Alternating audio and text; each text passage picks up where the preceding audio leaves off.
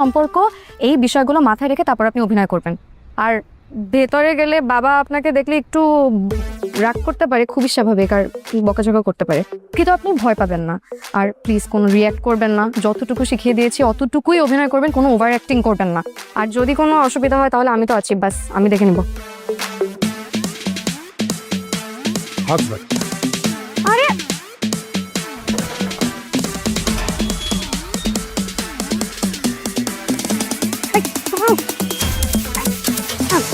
কোথায় যাচ্ছেন আপনি? বাসায় যাচ্ছি। আপনি বাসার ভেতর কিছু চিনেন?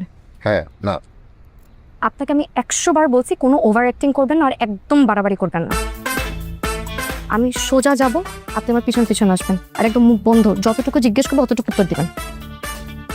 আস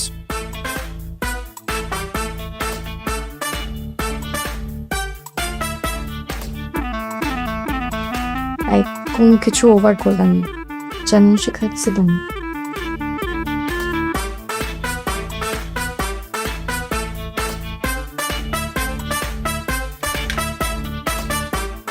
আসসালামু আলাইকুম আম্মা। ওয়ালাইকুম আসসালাম। আমি বাইচে থাকো বাবা, বাইচে থাকো।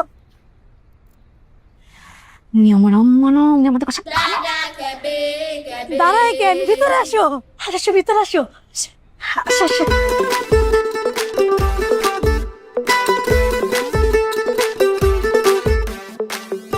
একদম ওভার অ্যাক্টিং করবেন না, সিরিয়াস।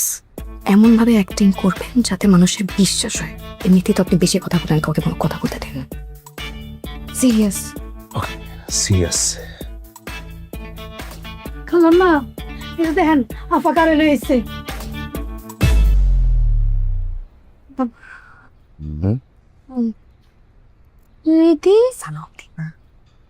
আসসালামু আলাইকুম আম্মা জান। পাথর সালাম করছো কেন? কে আমাকে আম্মা ডাকছে? কি মা? আমি আমি অবাক হচ্ছি, একজন মা হয়ে এই কথা কি করে বলতে পারলেন আপনি? আপনাকে আম্মা ডাকবো না তো কাকে আম্মা ডাকবো? আমি কাকে? আপনি আমার একমাত্র স্নেহময়ী মমতাময়ী শাশুড়ি আম্মা। এই সরো, কে তোমার শাশুড়ি? হ্যাঁ, কি মাথা খারাপ নাকি? কাকে? এই আমাকে শাশুড়ি বলছে কেন? কে তুমি? মা আমি আর মাহিম আজকে বিয়ে করে ফেলছি। আমার হাজবেন্ড, তুমি তার শাশুড়ি আম্মা। বিয়ে করে ফেলেছিস কাউকে না জানিয়ে? বললাম তো, মাত্রই তো বললাম। রিদির বাবা, রিদির বাবা।